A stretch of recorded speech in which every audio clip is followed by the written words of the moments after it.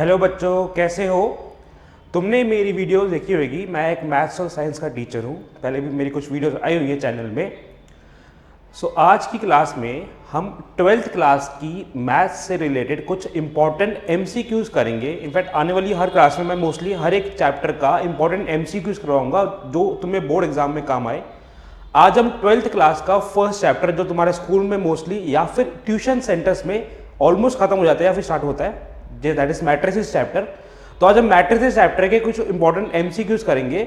अगर तुम ये चैप्टर कर चुके हो या फिर तुम करने वाले हो ये चैप्टर, तो उसके बाद तुम्हें ये इंपॉर्टेंट एमसीक्यूज बहुत काम आने वाले हैं जो तुम्हारे अपकमिंग यूनिट टेस्ट एग्जाम्स में या हाफ ईयरली या बोर्ड एग्जाम्स में बहुत जरूरी काम आएंगे, क्योंकि ये एमसीक्यूज इतने इंपॉर्टेंट है जो मोस्टली पेपर में आते ही आते हैं, इस टाइप के एमसीक्यूज, राइट। तो हम शुरू करते हैं आज की क्लास। हम पढ़ेंगे मैथ्स के कुछ बेसिक एमसीक्यूज मैट्रिसेस चैप्टर के। करते हैं स्टार्ट क्लास।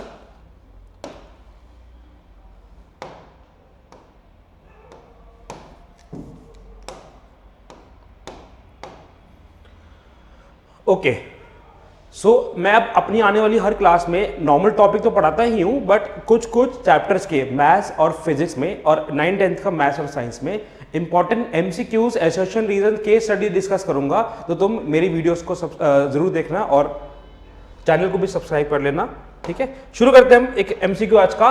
अगर एक matrix A is given that and this is a square matrix, you all know that if you have studied this chapter matrices, this is a symmetric matrix. हमें ये symmetric matrix given है, हमें इस matrix को use करके, इस condition को use करके x की वैल्यू निकालनी है।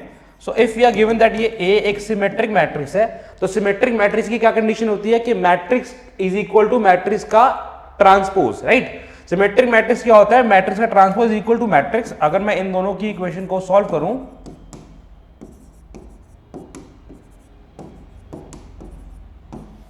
और ट्रांसपोज मैट्रिक्स अगर बनाया जाए, ट्रांसपोज मैट्रिक्स को पता है हम रोज को कॉलम में कन्वर्ट कर देते हैं।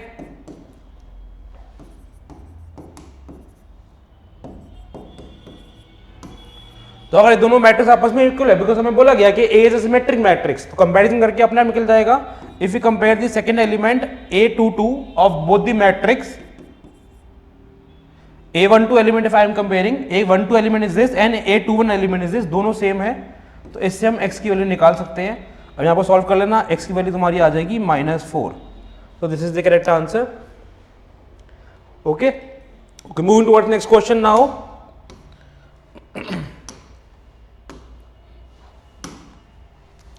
Okay, next is, just read the question.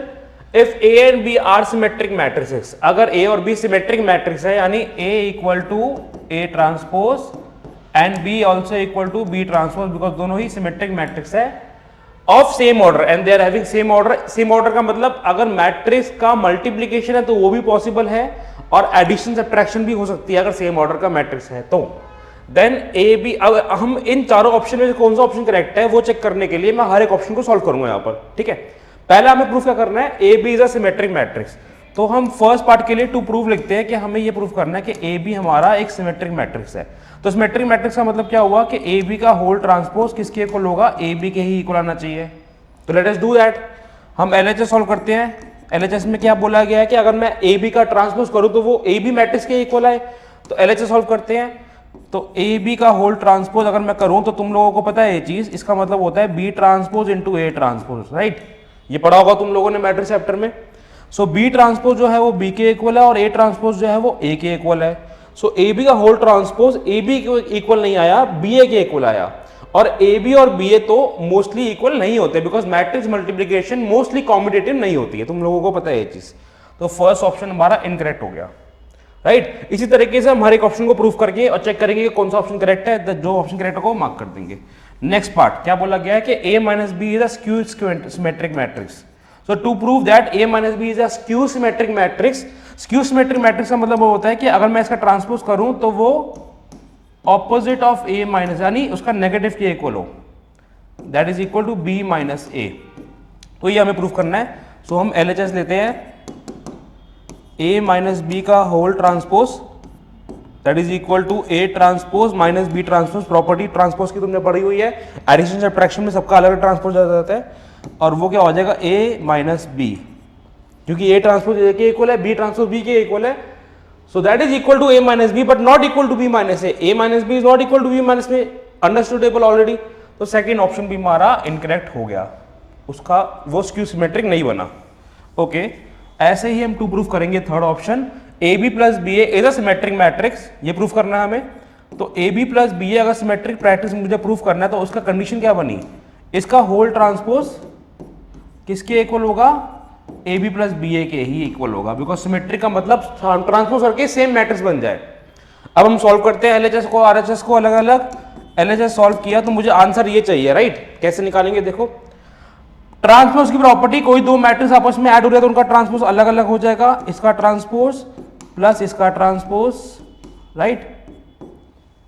अब A B transpose will be B transpose into A transpose and B A transpose will be A transpose into B transpose. तुम्हें पता है मैट्रिक्स की multiplication property. अब हमें पता है कि ए और बी इंडिविजुअली सिमेट्रिक मैट्रिक्स है, तो बी ट्रांसपोज बी के इक्वल, ए ट्रांसपोज ए के इक्वल, ऐसे ही ए ट्रांसपोज ए के इक्वल, बी ट्रांसपोज बी के इक्वल। सो ये आंसर क्या बन गया, this is equal to A B A plus A B, B A plus A B, right. This is equal to B A plus A B. So B A plus A B और A B plus B A तो same ही है, क्योंकि combinative तो होता है matrix का, addition subtraction, multiplication नहीं होता। इसका मतलब ऑप्शन सी हमारा करेक्ट है। सिमिलरली अब तुम्हारा होमवर्क ये रहेगा कि तुम डी ऑप्शन का भी प्रैक्टिस करो कि इसका आंसर आता है या नहीं आता। वैसे ये एमसीक्यू है, वन ऑप्शन करेक्ट है, पर फिर भी मैं चाहूंगा कि तुम डी ऑप्शन को भी इसी तरीके से टू प्रूव करके सॉल्व करने की कोशिश करो। ओके, अब हम मूव करते हैं नेक्स्ट क्वेश्चन पे। Okay, next question is if A equal to this matrix which are given, it is a square matrix and this is the equation। इसमें मैट्रिक्स मल्टीप्लिकेशन का काम आ रहा है, तो तुमने मैट्रिक्स मल्टीप्लिकेशन सीख ही लिया होगा अब तक, तो नहीं सीखा तो जैसे ही चैप्टर खत्म होता है वैसे ही तुम ये क्वेश्चन करना स्टार्ट। हमें यहाँ पर k की वैल्यू निकालनी है, तो this is also an easy question. पहले मैं ए स्क्वायर निकालूंगा। ए स्क्वायर का मतलब हम दो मैट्रिक्स को मल्टीप्लाई कर रहे हैं, और मैट्रिक्स मल्टीप्लिकेशन के लिए क्या चेक किया जाता है कि जो ऑर्डर है पहले मैट्रिक्स का उसका कॉलम दूसरे मैट्रिक्स का उसका रो के इक्वल होना चाहिए, तभी मैट्रिक्स मल्टीप्लिकेशन होगा। और जो हमारा मैट्रिक्स मल्टीप्लिकेशन होने के बाद जो नया मैट्रिक्स बनेगा उसका जो ऑर्डर होगा वो इसका रो इसके कॉलम के इक्वल होता है, इसका रो और इसका कॉलम बनता है, ठीक है। तो क्या आंसर बनेगा, नया मैट्रिक्स का भी आंसर ये बनेगा 2 क्रॉस 2, ठीक है। 1 3 3 4 1 3 3 4। ओके, स्टार्ट करते हैं मल्टीप्लिकेशन। 1 इंटू रो से कॉलम मल्टीप्लाई, सो 1 इंटू 1 3 इंटू 3 9 प्लस 1 10 हो गया, 3 और 12 15 हो गया, देन 3 और 12 15, देन 9 प्लस 16, 9 प्लस 16 इज 24। तो this is we got A square. अब ए स्क्वायर मेरे पास आ चुका है, मैं पूरी इक्वेशन को एक साथ लिख रहा हूं। ए स्क्वायर दैट इज, पूरी क्वेश्चन देखो, ए स्क्वायर माइनस के इंटू ए। जब हम किसी स्केलर को मल्टीप्लाई करते हैं मैट्रिक्स के साथ तो पूरा मैट्रिक्स मल्टीप्लाई होता है, के 3k and 4k minus 5i। Identity matrix कौन सा लेंगे, आइडेंटिटी मैट्रिक्स वही लेंगे जो हमारा मेन मैट्रिक्स है 2 क्रॉस 2 ऑर्डर का, तो 5 इंटू आई, तो आइडेंटिटी मैट्रिक्स 2 क्रॉस 2 ऑर्डर का 1 0 0 1, सो 5 से मल्टीप्लाई हो गया ये, तो ये बन गया, that is equal to 0 matrix will be this. Clear. अब इस इक्वेशन को सॉल्व करके अपना हमारी के वैल्यू निकल जाएगी। इक्वेशन सॉल्व करते हैं, देखो ध्यान से। अब 10 माइनस 5 माइनस के minus 5, so that is 10 minus के माइनस 5 इक्वल टू 0। तो एक इक्वेशन से सॉल्व हो जाएगा, कोई बड़ी चीज नहीं रही है। 10 माइनस 5 इज 5, सो के की value equal to 5, so this is the correct answer, A option. तुम किसी भी क्वेश्चन से सॉल्व कर लो, आंसर सही आ जाएगा, सबकी के वैल्यू सेम आएगी, तभी ये इक्वेशन वैलिड है और हमें बोला ये इक्वेशन सही है। अगर तुम्हें ये क्वेश्चन में कोई दिक्कत आ रही है तो तुम मेरा कोचिंग भी ज्वाइन कर सकते हो। हम मैट्रिक्स से चैप्टर स्टार्ट करने वाले हैं, 12th क्लास हमारी स्टार्ट होने वाली है, तो हमारी ऑनलाइन ऑफलाइन दोनों क्लासेस होती है। तुम चाहो तो ऑफलाइन, चाहो तो ऑनलाइन ज्वाइन कर सकते हो हमारे साथ, और हम हर एक टॉपिक को इंडिविजुअली स्टूडेंट के अकॉर्डिंग करवाते हैं, तो ऐसी कोई इशू नहीं आता विद डाउट सॉल्विंग। एंड उसके बाद हमारे चैप्टर के बाद ऐसे MCQs, association reason, case study पे बहुत ज़्यादा एम्फसाइज करते हैं, बिकॉज इन्हीं की वजह से मेन नंबर बच्चों के कटते हैं हर बार, चाहे वो कोई भी बोर्ड हो, राइट।